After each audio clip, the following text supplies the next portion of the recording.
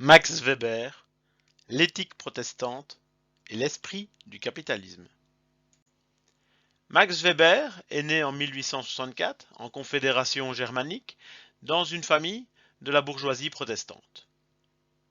Il étudie successivement le droit, l'économie politique, la philosophie, l'histoire et la théologie, avant de se consacrer à la sociologie. Il écrira en 1904 pour la première partie et en 1905 pour la seconde partie l'éthique protestante et l'esprit du capitalisme, qui restera son œuvre principale.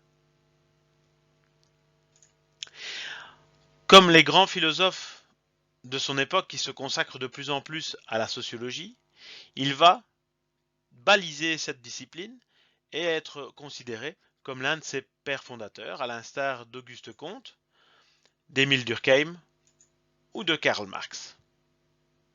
Enfin, Max Weber décédera en 1920 en Allemagne. Dans l'éthique protestante et l'esprit du capitalisme, Max Weber va tenter de comprendre les liens qui unissent la religion protestante du capitalisme. Pour rappel, la religion protestante est une religion issue du christianisme qui tend à se séparer du catholicisme. Cette religion sera d'abord théorisée par Luther, qui va fonder son église, et ensuite par Calvin. Cela reste les deux grandes tendances du protestantisme actuellement, auquel on doit bien sûr ajouter l'anglicanisme. Le capitalisme, quant à lui, représente le système économique qui est caractérisé par la propriété privée des moyens de production et l'accumulation de capital grâce aux profits réalisés, qui sont réinvestis dans les entreprises. Le texte de Max Weber reste aujourd'hui une référence incontournable pour qui veut comprendre l'émergence du capitalisme en Occident. La problématique de l'éthique protestante et l'esprit du capitalisme émane d'un triple constat statistique que fera Max Weber. Tout d'abord, il constate que les protestants sont surreprésentés, sont plus nombreux parmi les chefs d'entreprise et les détenteurs de capitaux, mais aussi que les travailleurs plus qualifiés sont des protestants. Il remarque en même temps que parmi les catholiques, beaucoup choisissent des études secondaires d'humanité, alors que les protestants choisissent plutôt des branches commerciales. Enfin, il constatera que les petits artisans catholiques restent dans leur milieu, tandis que les artisans protestants, eux, n'hésitent pas à rejoindre l'industrie moderne. Le premier constat peut aisément s'expliquer par le fait que les protestants, étant plus riches à la base, grâce à leurs économies individuelles, vont plus vite fonder des fortunes. Mais en ce qui concerne les petits artisans, qui rejoignent l'industrie moderne, et les étudiants, qui ont très peu de capitaux, l'explication ne tient pas. Max Weber décide d'investiguer plus loin. La question à laquelle Max Weber va tenter d'apporter une réponse est très simple. En quoi la religion protestante donne-t-elle des qualités qui permettent de réussir dans une société capitaliste? Pour Max Weber, la première tâche est d'établir un portrait robot de l'esprit du capitalisme. Pour lui, le capitalisme moderne correspond à un rapport au temps. Le temps, c'est de l'argent. Le crédit est aussi de l'argent, il coûte de l'argent. Il faut donc épargner. Épargner pour faire grossir doucement sa fortune. Le travail, l'honnêteté, l'élimination du gaspillage, c'est-à-dire toute optimisation du profit, devient essentielle. La recherche du gain le plus élevé devient une fin en soi. Le gain est désormais une valeur. Attention, on ne recherche pas systématiquement l'argent en tant que tel, et ce n'est pas non plus ce que l'argent permet que recherche le capitaliste moderne. Non, lui ce qu'il veut, c'est réussir, c'est gagner, atteindre ses objectifs. Une recherche rationnelle et systématique du profit par l'exercice d'une profession saine. Cela va donc à l'encontre d'une recherche de tout profit à court terme, d'entrepreneurs peu scrupuleux qui recherchent à faire de l'argent sur le dos des autres. Non, l'entrepreneur capitaliste, lui, table sur le moyen et sur le long terme. Il veut réussir dans la durée. Max Weber, on vient à établir 3 profils. Tout d'abord, l'entrepreneur traditionnel, qui veut juste satisfaire ses besoins personnels, qui consacre tout son temps à la routine et aux rapports amicaux. Les amis sont plus importants que les affaires, et on fera certainement un bon prix à une relation très proche. Et puis, si on peut travailler de manière très modérée, c'est beaucoup mieux. Le deuxième profil établi par Max Weber est celui de l'homme d'affaires peu scrupuleux, qui existe depuis très longtemps. Cet homme d'affaires est aventureux.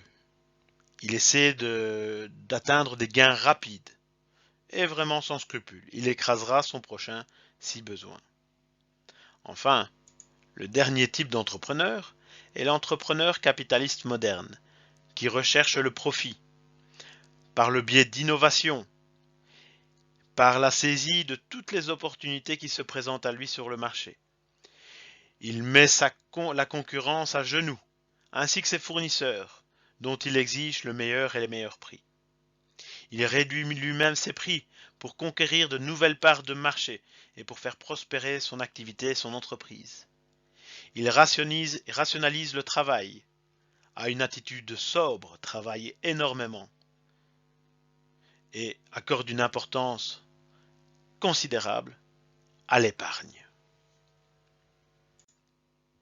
De l'autre côté, Max Weber va étudier l'éthique protestante et en particulier la doctrine calviniste, qui considère la prédestination comme une réalité.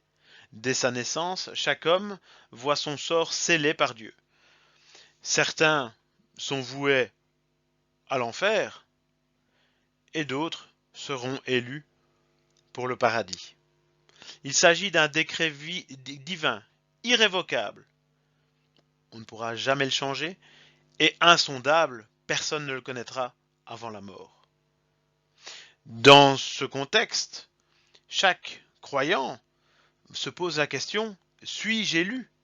Vais-je pouvoir rejoindre le paradis ou devrais-je vivre pour l'éternité dans les enfers? Et on pourrait penser que face à une telle représentation, les calvinistes vont s'enfermer dans un certain fatalisme. À quoi bon finalement faire le bien autour de moi? À quoi bon écouter Dieu si tout est prévu et si je ne peux rien changer? Ça va être tout à fait l'inverse qui va se passer. Les protestants vont travailler sans relâche. Ils vont travailler sans relâche tout d'abord pour évacuer toute cette pression finalement et cette impossibilité de changer le destin.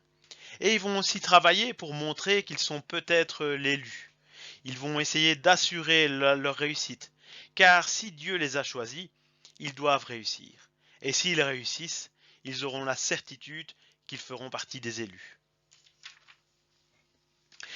Dans ce contexte, gaspiller son temps est le plus grave de tous les péchés. Et ce qui est condamné dans la société calviniste, c'est le repos dans la possession, l'oisiveté et les tentations de la chair. Le travail devient une valeur suprême. On comprend que dans ce contexte, les calvinistes vont profondément développer un habitus capitaliste. Puisqu'ils vont augmenter la valeur travail, ils vont tout faire pour atteindre le succès et la réussite, et c'est justement ce que veut l'entrepreneur capitaliste. En diminuant sa consommation, c'est-à-dire en refusant tous les plaisirs de la chair, en évitant les amusements qui coûtent de l'argent et du temps, il pourra également augmenter son épargne et avoir plus de capital pour le réinvestir. Et voilà la deuxième raison pour laquelle les protestants calvinistes sont de bons capitalistes. Weber, par son étude, a donc bien réussi à montrer que l'éthique protestante calviniste était la variable explicative, finalement, de la réussite capitaliste de certains individus. Voici la bibliographie qui a été consultée pour la réalisation de cet exposé. Tout d'abord, un très bon résumé dans les grands auteurs de la sociologie par Henri Mandras et Jean Etienne aux éditions Hatier. L'éthique protestante et l'esprit du capitalisme est relativement accessible et toujours consultable dans de nouvelles versions, comme ici la version Flammarion dans les champs classiques. Et enfin, je vous propose sur YouTube une vidéo en anglais de 7 minutes qui vous permet de faire le point sur tous les acquis, puisque outre l'éthique protestante et l'esprit du capitalisme, Max Weber est l'auteur de nombreux autres travaux que vous pourrez comprendre, en tout cas esquisser par cette petite vidéo. Je vous remercie de votre attention et je vous souhaite une bonne continuation dans vos lectures sociologiques.